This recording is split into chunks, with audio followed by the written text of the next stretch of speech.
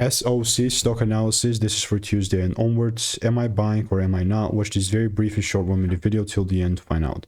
All I'm going to tell you from a first glance is that this is like, it seems like very interesting bullish market, but let's zoom out so we can actually have a decent understanding.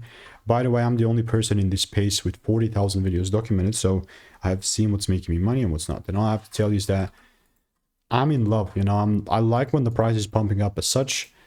I'm not just going to immediately get involved, you know, so how's this going to look like is that I'll mark up the top.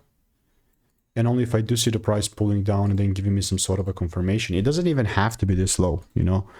As long as it makes sense and it actually just pulls down and gives me some sort of double break, then and only then I'm going to buy.